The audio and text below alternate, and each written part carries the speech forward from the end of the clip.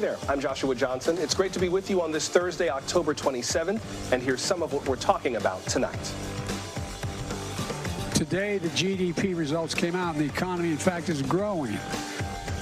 President Biden praises a new economic report, hoping to win over voters. We'll have more on the last-minute messaging from Democrats and Republicans before the midterms.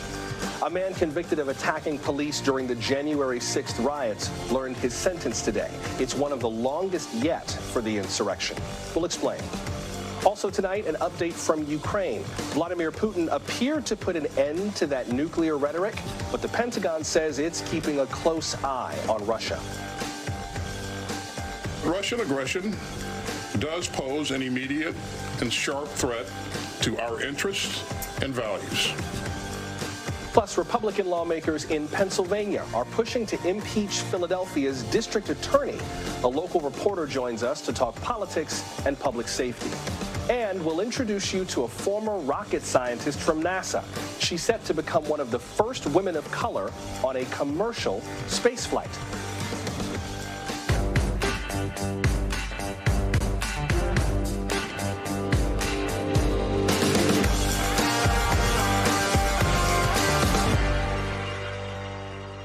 Just think, in a few weeks, we won't have to talk about campaign messaging. But for now, Democrats are reworking their closing messages before the midterms with an emphasis on the economy.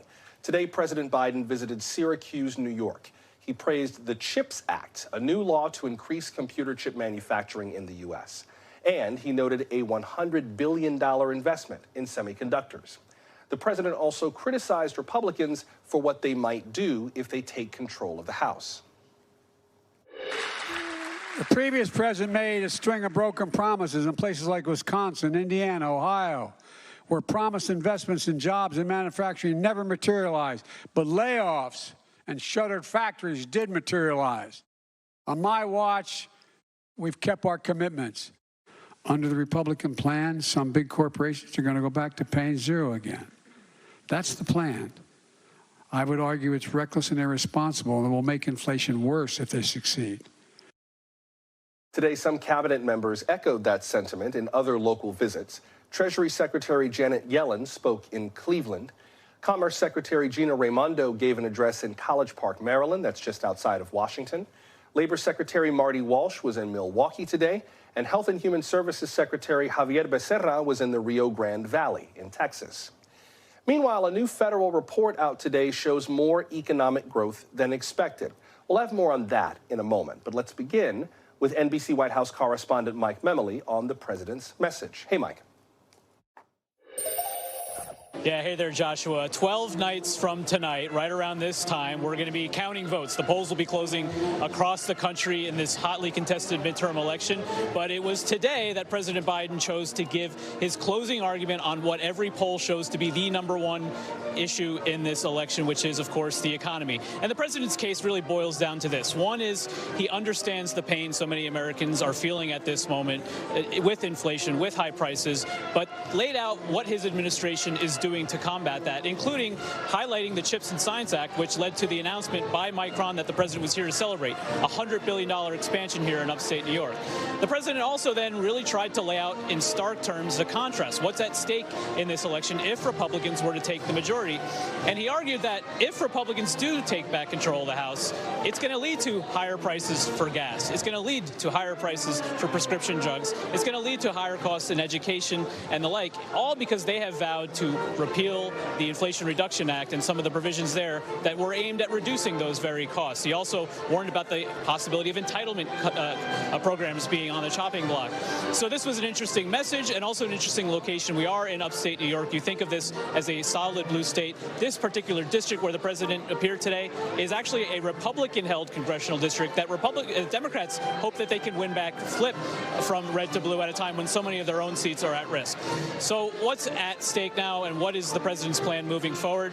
From here, he's actually going to appear tomorrow in that hotly contested Senate race, appearing in Pennsylvania with a joint event with Vice President Harris, something we haven't seen. Next week, he's going to be the key battleground state of Florida, traveling to New Mexico. And then a week from now, yet again, another trip to Pennsylvania for a joint event with former President Barack Obama. Joshua? Thank you, Mike. That's NBC White House correspondent Mike Memoli starting us off tonight. The Republican Party is also doing some big outreach to voters of color ahead of Election Day.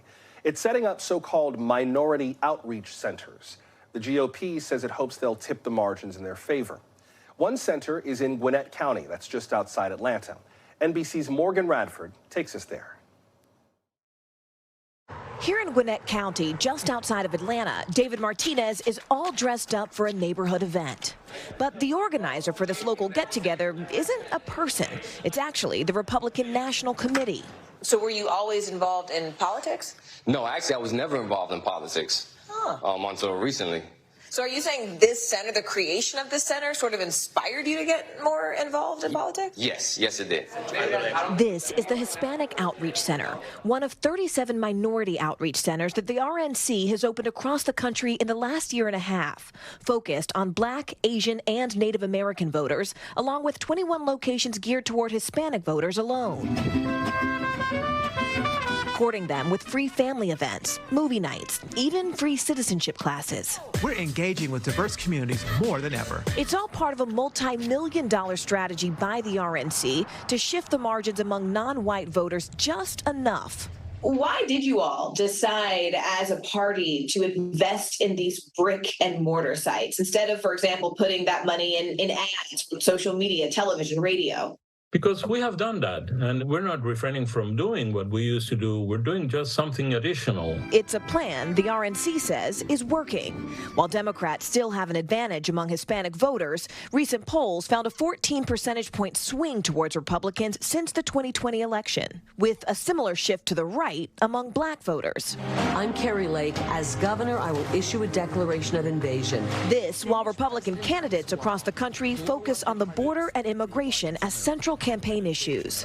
You know, we've seen dozens of ads and interviews from Republican candidates calling southern border crossers, for example, an invasion. So are these centers enough to counter that type of rhetoric? Okay, that rhetoric is wrong. We're not against immigration. It's not that we hate the people that is in the other side of the border. It's that we love the people that is in this side of the border, and we have to protect them. One of the fascinating things about these centers is how inconspicuous they are. Here at this shopping mall, there's a beauty salon, there's a dentist's office, there's an urgent care clinic, and it's that low profile that has some progressive strategists concerned. Does it make me feel good that they're doing it? No. Is it going to be super effective? I hope not, but it still is worrisome for Democrats to see Republicans showing up in neighborhoods that used to be safely ours. A strategy Martinez says he hopes will continue through Election Day. Is it working? Have you seen more people come through the doors, fewer people come to the events? I have seen more people come through and everything. They want to see change. That's NBC's Morgan Radford reporting. You know, plenty of polls show that the economy is issue number one for voters. But are we headed for a recession? It's possible that we are, but a new economic report out today eased some of those fears. Maybe.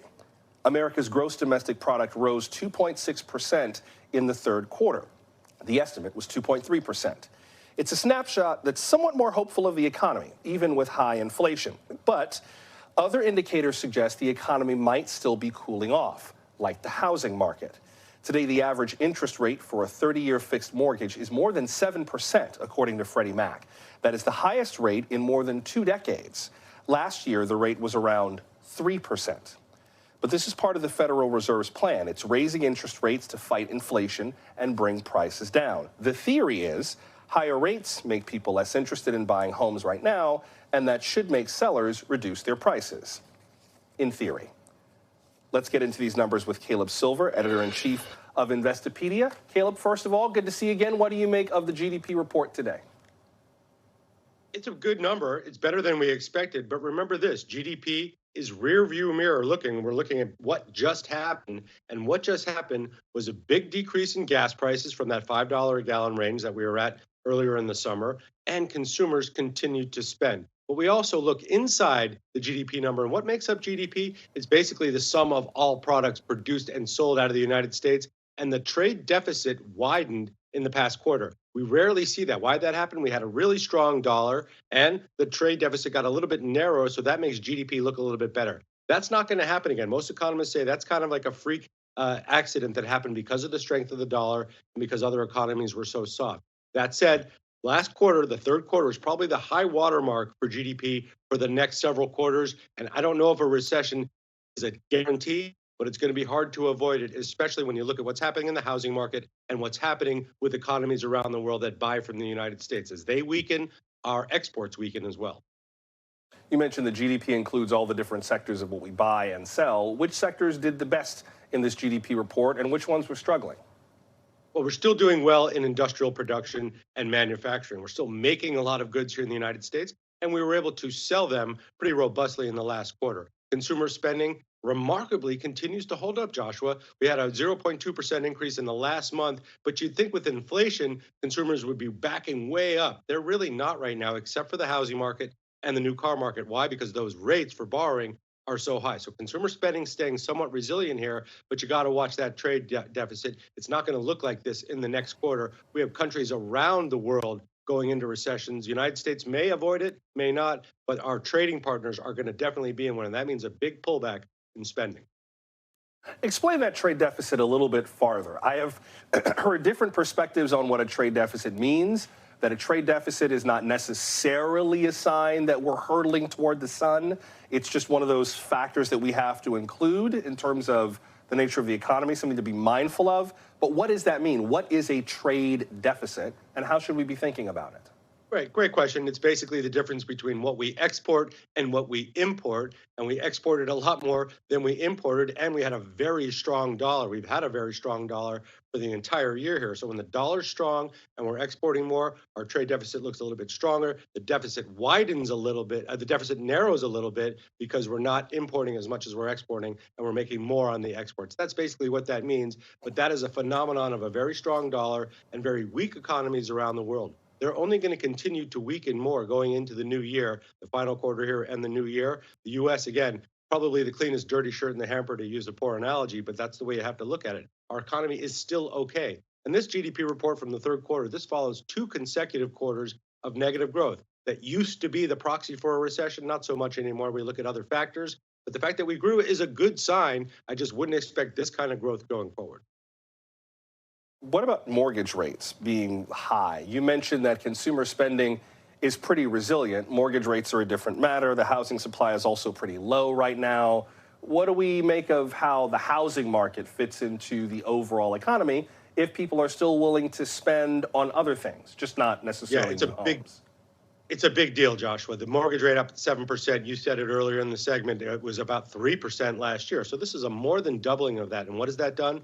That has put the housing market into a deep freeze. Housing sales have slowed for 7 straight months. Building permits have slowed for 9 straight months. Intention to build or buy or develop has slowed for 9 months. So when we don't spend money on building new homes or buying new homes or furnishing new homes, we're taking out a big chunk of consumer spending in the economy. We haven't felt that quite as much yet, but we're going to feel it going forward over the next several quarters. Housing supply is super tight. There's plenty of homes out there if you want to spend more than $800,000. But for first-time home buyers to get into the housing market with a 7% mortgage rate, it's very difficult. So what are they doing?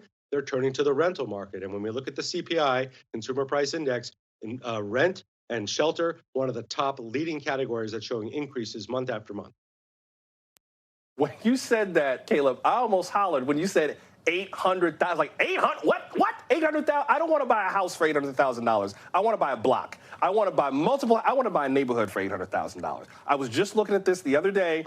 Me and my guy, we were flipping through the web, looking at, apartment porn like you do here in New York and all the things on the market. And we were just like, someone is crazy to think I'm going to buy that house for that much money. And I can't help but wonder when everyday people, young professionals who are trying to start their lives, look at these numbers. Oh, the GDP is up and the economy is good and the trade deficit's better. They're like, I can't buy an $800,000 house. Who is being left behind in all of this? I don't see how this works for everyday people with the numbers being what they are. It doesn't work for everyday people. Lower income people are out of the housing market. If they didn't own their home going into this, then they're not going to have a chance at a 7% mortgage rate when the inventory is this highly priced. But there are buyers out there, believe it or not, all cash buyers. Some of them come from outside the United States. Some of them are buying second homes who have made a lot of money here in the United States. So that's where a lot of the activity is. But sales are slowing, and you're actually seeing a crack in housing prices in the 20 biggest cities around the country, believe it or not. That doesn't mean we're going to go from 800,000 for a single family home to 500,000. It means we're going from 800,000 maybe to 750,000 in some of those cases. We are seeing price reductions, and we're seeing buyers back away from the high prices, but it's not enough to really bring these down to the affordability place where a lot of first-time home buyers would like to get in, especially with mortgage rates this high. So the housing market is very key because it's not just the buying and selling of homes and the refinancing of mortgages, it's the furnishing of your home. It's the development of the yard. It's putting money into real estate, and that is being sucked out of the economy. That's why you're going to see a lower GDP number going forward. Yeah, I'm glad you mentioned furniture. You can buy an $800,000 house. You will be able to afford a futon and a toothbrush. That's about all you're going to be able to put inside at that much money. Before I let you go, what does all of this mean for the prospect of a recession? Does this make it look more likely, less likely, or still too early to call? Yeah, every CEO in the United States, and just about every economist is predicting a recession in 2023. The question is, how long, how steep, and how painful? There is a chance, a very small chance, the Fed can thread the needle here to avoid a recession, but it's going to be very difficult. And the more we talk about it, the more we kind of bring it into being, the more we manifest it, because if everyone's worried about it, then what do? We stop spending. We start, locking up the wallet and not making that big purchase. That sort of has an inevitability to it that we might just enter into one. The good news is it might not be that bad and it might not last that long. And as some economists say, this is going to be a bumpy road to get to a better place because we need price stability. We needed these markets to cool off a little bit. They have. And I think we're going to get to a better place eventually. And I promised you good news the last time I was on your show. And I have two pieces of it for you, Joshua. Are you ready? You did indeed. Real quick. Go ahead. Real quick, we see consumer spending continuing to hold up. Credit card balances are rising, but very few bankruptcies and very few people sort of tapping out right now. The consumer housing market and the stock market, if you look at the Dow Jones Industrials, up 10% so far this year. We're entering the 6 best months of the year for stocks historically. Two pieces of good news for you, 2 for 1. I promised you that. I appreciate the good news, Caleb, and I appreciate seeing you tonight. Caleb Silver of Investopedia, thanks very much. Thank you. Still to come, justice for January 6th. Today, a man learned his sentence for attacking officers at the Capitol. His victims included former officer Michael Fanon. We're glad you're with us for Now Tonight from NBC News.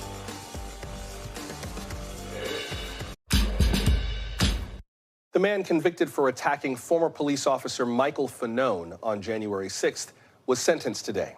Last year, Mr. Fanon testified to Congress about what happened. At some point during the fighting, I was dragged from the line of officers and into the crowd. I heard someone scream, "I got one." As I was swarmed by a violent mob, they ripped off my badge. They grabbed and stripped me of my radio. They seized ammunition that was secured to my body.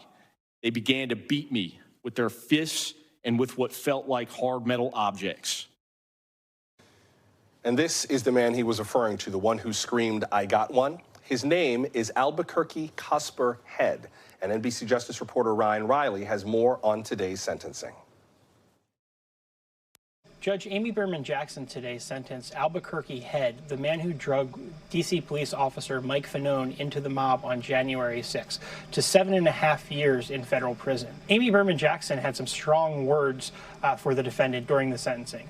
She said, "People need to understand that they can't do this or anything like this again. They can't try to force their will on the American people once the American people have already spoken at the ballot box. That's the opposite of democracy. It's tyranny. And the threat to democracy, the dark shadow of tyranny, unfortunately, has not gone away. There are people who are still disseminating the lie that the election was stolen. They're doing it today. And the people who are stoking that anger for their own selfish purposes, they need to think about the havoc they've wreaked, the lives they've ruined, the harm to their supporters' families even, and the threat to this country's foundation." One of Albuquerque Head's co-defendants, Kyle Young, has already been sentenced to a sentence of more than 7 years in this case. Joshua? All right, thank you, Ryan. That's NBC's Ryan Riley reporting from our Washington bureau. We'll get to some of today's other top stories in just a moment, including Vladimir Putin's latest comments on his invasion of Ukraine, growing pressure on airlines to get organized before the holidays, and social media giants trying to keep advertisers happy and keep you online.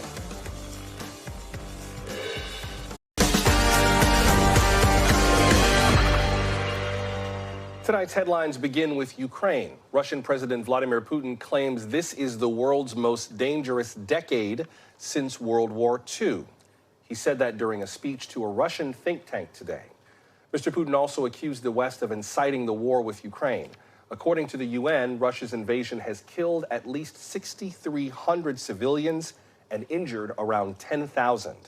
NBC's Cal Perry has more from Kyiv.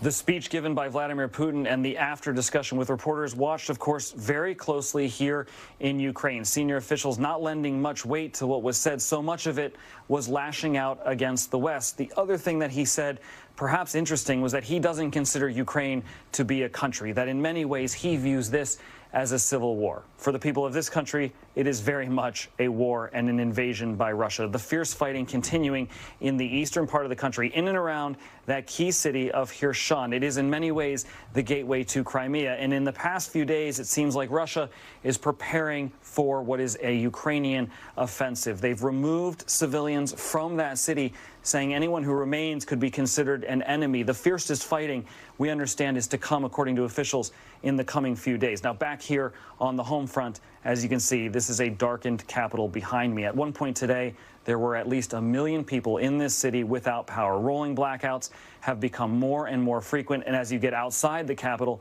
the situation is only worse when it comes to both electricity and water. Now, President Zelensky has warned European leaders that in his mind, this could force what he says is a second exodus of people trying to flee the country. We've already heard from senior officials urging Ukrainians who are abroad to stay abroad, not to return home during what will be the second winter of this war. The concern is that the electrical grid is at a tipping point, that once it goes over that tipping point, they will not be able to repair these very important power stations that continue to come under attack.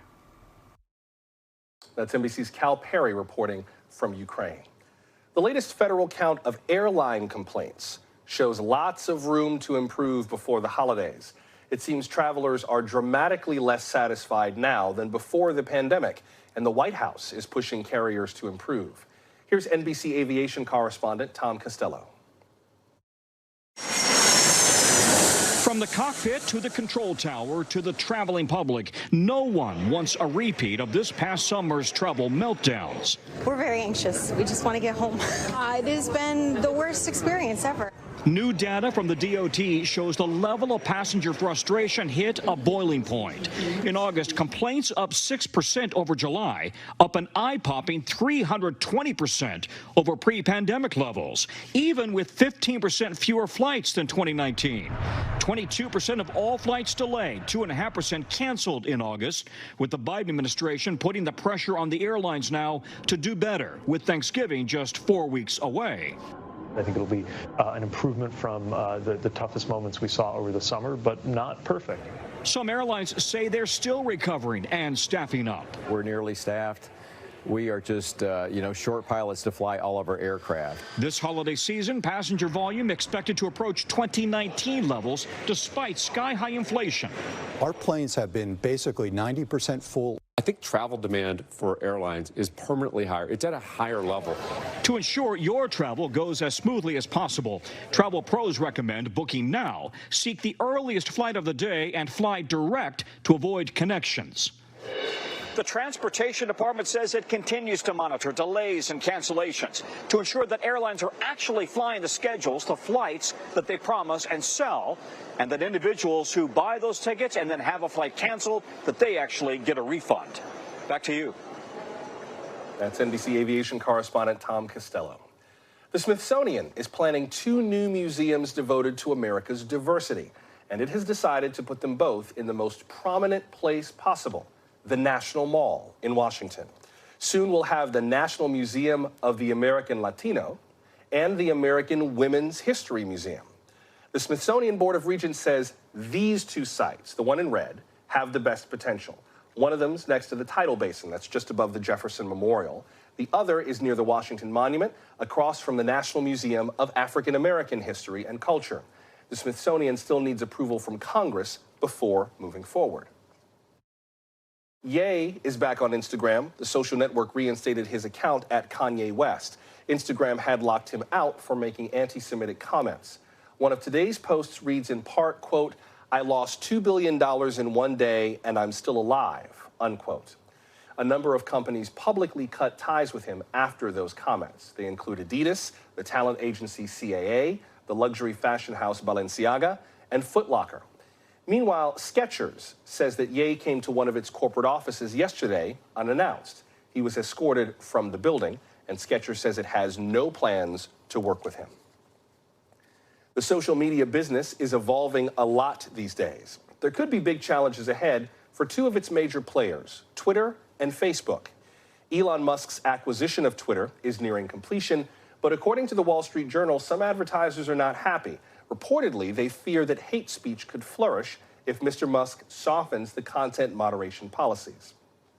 Meanwhile, the parent company of Facebook and Instagram has its own challenges. Today, it reported quarterly earnings. Meta is still making billions in profits, but it fell far short of expectations. Its stock lost about a quarter of its price today. But a lot of people scroll through social feeds on iPhones. And today, Apple announced weaker than expected earnings and revenue.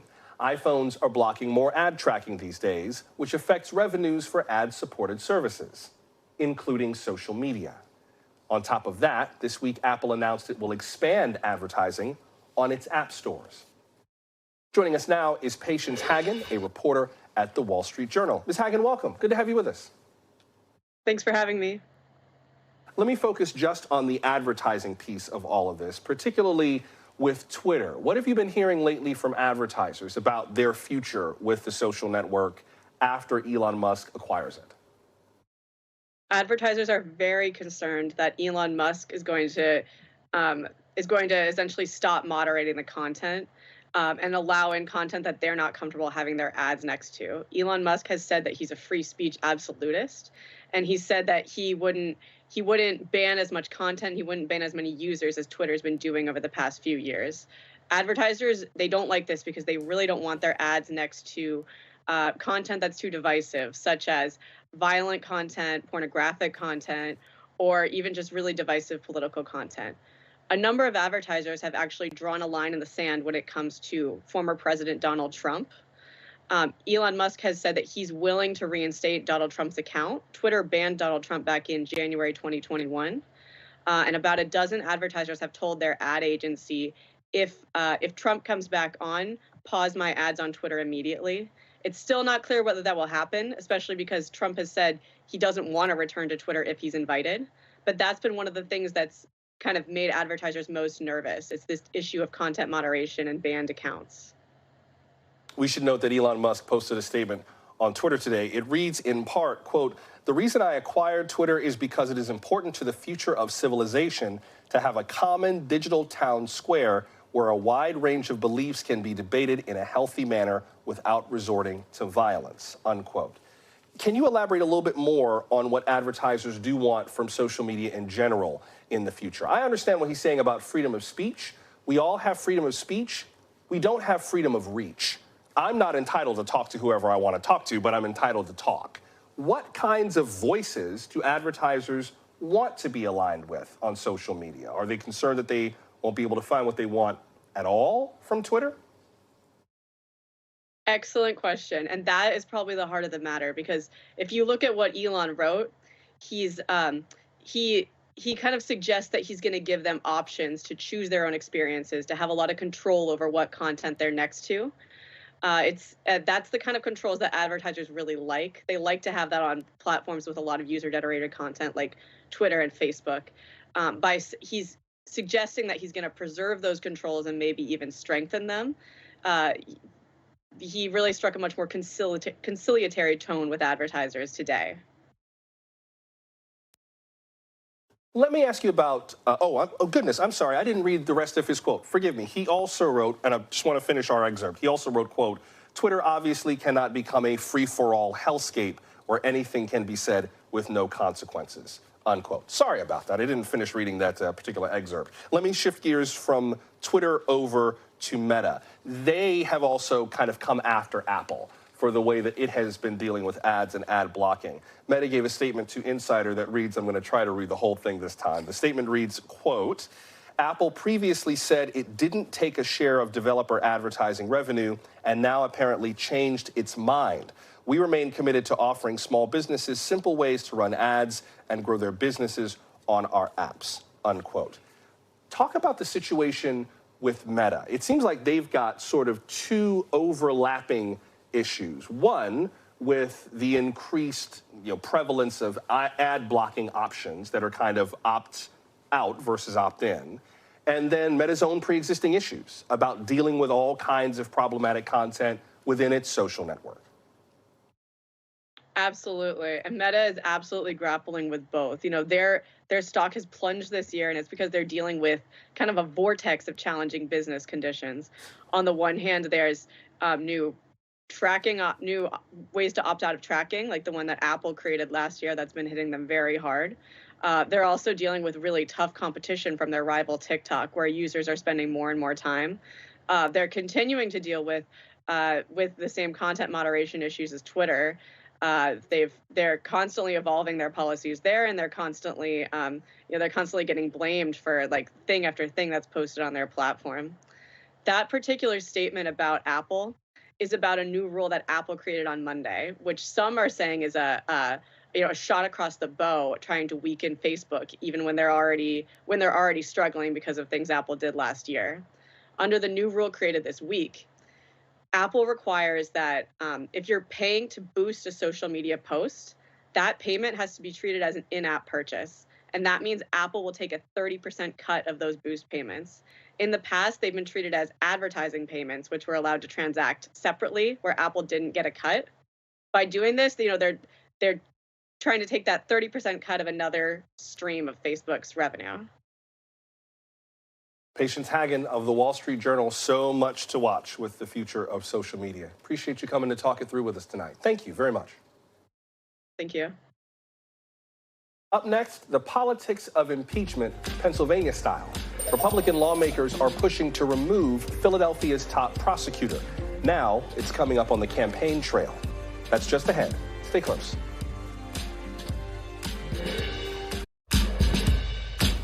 The U.S. Constitution says impeachment is for people who commit high crimes. In Pennsylvania, some House Republicans are pushing to impeach Philadelphia's district attorney over high crime rates. They announced their plan this week. And the last time this happened was in 1994 to Pennsylvania Supreme Court Justice Rolf Larson. He was eventually removed after being convicted for drug conspiracy. But Philadelphia's DA, this man, Larry Krasner, is not being accused of a crime or of corruption. Instead, State House Republicans say his policies are making crime in Philly worse. Crime across our city due to his dereliction of duty to prosecute the guilty and to protect the innocent. He has tipped the scales of justice in favor of criminals. Larry Krasner took office in 2018, and since then, Philadelphia police statistics show a rise in homicides. DA Krasner wrote to House Republicans about this increase statewide and nationally before the impeachment announcement. He writes in part, quote, "I hope that one day we can have a real conversation about the prosecution of crime and public safety, but we can only do it when you are not seeking political points right before an election," unquote. Joining us now is Kristen Hunt, senior staff writer for Philly Voice. Ms. Hunt, welcome. Good to have you with us. Thanks for having me. Give us a little more detail on the argument for impeachment that State House Republicans are making. What's the basis of their accusation against the DA? Well, like you already alluded, it's pretty unusual. They are not actually accusing Larry Krasner of any corruption or real crime. They filed 2 articles of impeachment. The first is for, quote, misbehavior in office. And the second was for obstruction. He is accused by them of obstructing their House Select Committee's investigation into crime in Philadelphia. Now, misbehavior in office is included in the Pennsylvania Constitution, but I think most people generally interpret that to mean corruption, so it's going to be a little hard for them to prove any sort of impeachable offense here, I think. What evidence, if any, have State House Republicans provided to substantiate their articles of impeachment? Well, their articles lean pretty heavily on this select committee investigation, which was released. The second report was released on Monday, so 2 days before they announced the articles of impeachment. And in it, they detail a lot of rising crime trends in Philadelphia. And basically, the picture they try to paint is one of rising crime coinciding with a decrease in prosecution from the DA's office. I believe the stat they said for this year was that there had been a 65% dismissal of cases in the DA's office. And meanwhile, violent crime, including homicide, gun violence, is on the rise. What about Larry Krasner's reputation within the city of Philadelphia? I mean, I know that there's been some tension between him and the city's mayor, Jim Kenney, over the way that he has prosecuted some crimes. There was a shooting down on South Street, which is a popular nightlife district in Philadelphia, that they butted heads over the proper, prosecutorial strategy. But if we were to talk to Philadelphians about Larry Krasner, what might they say? Well, Larry Krasner is very popular. He was reelected last year by almost 70% of voters. For all of, as you said, the sort of scuffling he's had with certain politicians, it does seem like Philadelphians support his policies. And even the politicians who have had their run-ins with Krasner in the past have been pretty uniformly against the impeachment proceeding. A lot of them, including the mayor, have come out against this. It seems like this effort to impeach Larry Krasner has quickly become a campaign issue. It's come up on the campaign trail for some of the Republican candidates, including Dr. Mehmet Oz. How much does that feed the argument about this being more political than actually being about criminal justice? Oh, it absolutely does. I mean, that has been the accusation from Krasner himself before the articles were even filed, and from many Democrats, that this is just political grandstanding right before an election. And the House Republicans were asked this by reporters at the conference, and they insisted that no, this has nothing to do with the midterms. We care about crime and this can't wait. But then, as you said, they are tying it to the election. Dr. Oz is trying to link John Fetterman to Larry Krasner. There's also been attempts to, link Josh Shapiro, and he and Larry Krasner also have different law philosophies. So it does read pretty cynically when it's all stacked together. I know I got to let you go in a second, but what does happen in terms of the fight against crime in Philadelphia? I mean, even Mayor Kenney has said he's kind of ready for his term to be over because of the array of issues he has to deal with. I think it's easy if you're like walking through Rittenhouse Square or looking at a cute up-and-coming neighborhood like Fishtown to think, oh, things are pretty good here. But crime in Philadelphia in some areas is bonkers. It's just out of control. Where do Philadelphians feel the buck should stop in terms of dealing with violent crime? Is it Larry Krasner? Is it the police chief? Is it themselves as voters? Where does the buck stop? Well, I don't think there's one single issue here. I mean, even the House Republicans report noted that as much as they were trying to tie this to Larry Krasner, there's been police staffing issues. And that also contributes to the fact that cases aren't getting closed, leads aren't being pursued. It's harder to actually, put a stop to some of this violent crime that way. So it's not necessarily that Philadelphians are loving the rise in crime right now, but I don't think most of them put the burden solely at Larry Krasner's feet as much as House Republicans would like that. Kristen Hunt from the Philly Voice, I appreciate you helping us talk this through tonight. Thank you very much. Thank you. Jeff Bezos' company Blue Origin is going back to space. A former NASA rocket scientist will take that trip, becoming one of the few women of color in space. You'll meet her before we go.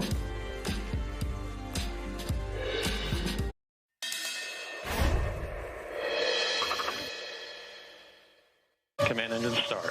2, 1.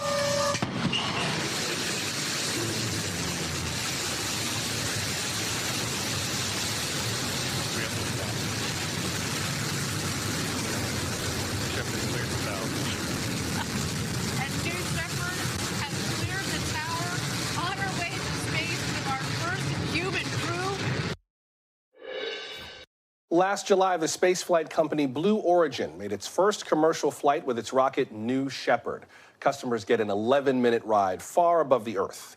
Blue Origin's founder, Jeff Bezos, was among the first to make that journey. Since then, 5 more crews of space tourists have taken that flight. The next group will include a former NASA rocket scientist. Aisha Beau could also be the first black woman aboard a commercial spaceflight. She announced her trip today on Instagram, and she will join 5 other black women in history who have crossed the Kármán line. That's the internationally recognized boundary of space. Aisha Beau joins us now to talk about the trip. Welcome to the program. Good to have you with us. Good evening. So how are you feeling about going to space? What's going through your head and your heart as you get ready for this trip? It's incredible. I never thought that I would be here. I mean, I started as a community college student who had no idea what she wanted to be growing up. And today, I get to talk with you about being part of a historic mission on Blue Origin. It's exciting, it's thrilling, and I really hope that my story can be inspiration for others to unlock their own potential. Before we talk about this flight, let's talk a little bit more about your journey. You talked about being a community college student. Talk to us about what got you on the path to becoming a rocket scientist with NASA. Was there someone who initially inspired you to think about a career in the sciences or a career in aerospace? Yeah, I was in community college and I was struggling. I had no idea what I wanted to do, and there weren't people around me who I saw working in the engineering fields.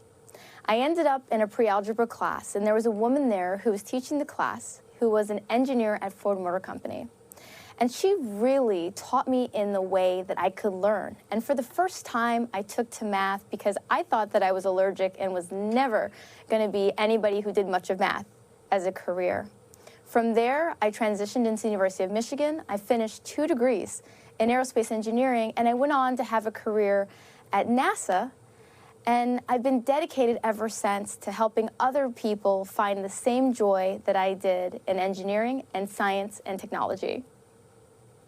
One of the things we've talked about in the past with Jessica Watkins, who is serving aboard the International Space Station, is the dearth of other black women who have made it to space. She is one of just a handful, including Mae Jemison, Stephanie Wilson, Joan Higginbotham, and Dr. Cyan Proctor.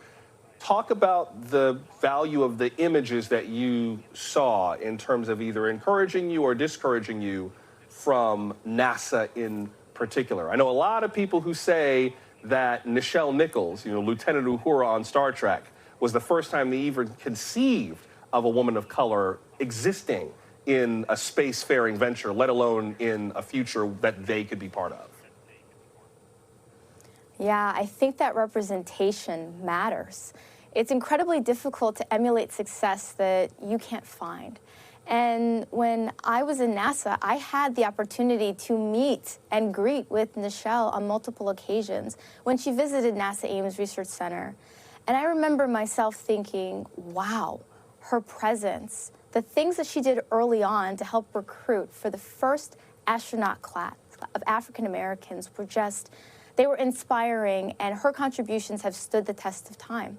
So to be able to be considered and named around women like Jessica, like Dr. Proctor, like Mae is not only inspiring to me, I hope that my story, my journey, will be part of what inspires the next generation of women and people to take the next steps. Let me ask you about this flight in particular. Give us the rundown, the details. When is it? Where is it? Have you had to go through any kind of training for it? Do you have to get up early in the morning to catch this flight? Give us the logistics on the trip you're going to take.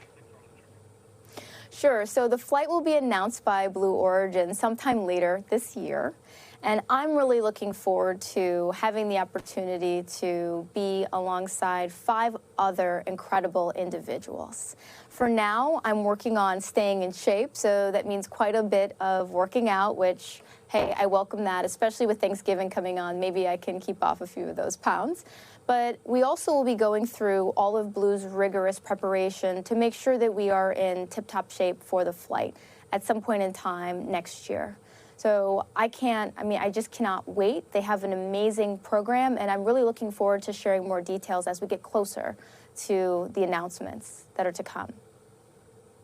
Now, this is a commercial spaceflight program, after all. How much does a seat on New Shepard even cost? Those details are not public. I wish I could disclose them, but those I'll have to leave for Blue Origin. For me, I know that I'm incredibly excited to be part of this mission, and it's an opportunity that other people will be able to participate in as well. Is your seat on this flight sponsored? Did you pay out of pocket? I understand you may not be able to tell us how much, but how is the seat being paid for? Yeah, I'm lucky to have an opportunity to work with a number of individuals and organizations who are behind me and who are behind this flight. As we get closer to the mission, I am delighted to have the opportunity to share more details about the specifics behind how I got involved with this mission. So you are on a sponsored seat. I just want to make sure I understand the arrangements. You're on a sponsored seat for this flight, and that'll be part of the kind of the narrative leading up to the flight once you get closer to takeoff. Is that right? Yeah, it's an incredible opportunity to have people who are not only behind me, but behind the future of women and minorities in space. What do you plan to do once you're in space? I know it's not a super long flight, but is there anything in particular you're looking forward to doing or seeing up there? Yeah, I actually am from Bahamian descent, and I look forward to having the opportunity to showcase not only the Bahamian flag, but a couple other things that are very close to my heart. I've been heavily involved with aerospace, and in fact, one of my mentees, a woman by the name of Claire Luce, who I've mentored since she was 13, will also be participating in the flight. There is also the opportunity to participate on the ground floor by writing postcards that will be stamped Flown in Space as part of the Club for the Future program. And so I look forward to not only demonstrating the flag on orbit, but also to having people be able to take part of this journey that is a once-in-a-lifetime opportunity for me around the world. I'm sure there are other people who look at this opportunity and think, oh, gosh, if only. I would go in a heartbeat. I would go in a heartbeat. I would go into space in a split second. I think this expansion of spaceflight is so cool. I would do it. I grew up in Florida watching the contrails of space shuttles go up in the sky. So I would go to Cape Canaveral tonight if they would let me go. But it still feels very remote. It used to be remote because I'm not an astronaut. Now it feels remote because it's so expensive I can't even know what the price tag is. What would you say to people about where we are in terms of broader public access to space? I would say that I'm the child of a woman who cleaned houses and a gentleman who drove a taxi until he received an electrical engineering degree at 40. I am not a wealthy person, but I worked hard and I earned my seat on this mission. I've spent the last decade finding ways to inspire and to elevate people to reach for the stars. And I am not on this mission alone. I started in community college and I'm here. And I hope that that is a symbol for the accessibility and for the ability for the general public to engage in the journey of spaceflight. Aisha, Beau, I think it's a fantastic story. Godspeed, safe travels, of course, as you make your way up into space and back. And thank you for making time for us tonight. We really appreciate it. Thank you. Hey, one more story. We were talking earlier tonight about the future of social media. I should note that our partners at CNBC are reporting that Elon Musk is now indeed in charge of Twitter, according to sources speaking to CNBC's David Faber. We are told that the CEO of Twitter, Parag Agrawal, and its chief financial officer, Ned Siegel, have left the company's San Francisco headquarters and will not be returning. You may note that this Friday, tomorrow, was the deadline by which Elon Musk had to complete the acquisition of Twitter for about $44 billion or face a court battle with the company. Again, the breaking news just coming from CNBC. Elon Musk is now very much in charge of Twitter. Indeed, the CEO, Parag Agrawal, and the chief financial officer, Ned Siegel, we are told, have left the company's San Francisco headquarters and will not be returning. The deal is due to be done by tomorrow. Remember, you can always send us your thoughts on anything we cover. We're at NBC Now Tonight on Twitter, Facebook, Instagram, or TikTok. Leave us a voicemail at 888-575-2NBC or email us nowtonight@nbcnews.com. Until we meet again, I'm Joshua Johnson. Thanks for making time for us, and we will see you tomorrow. Good night.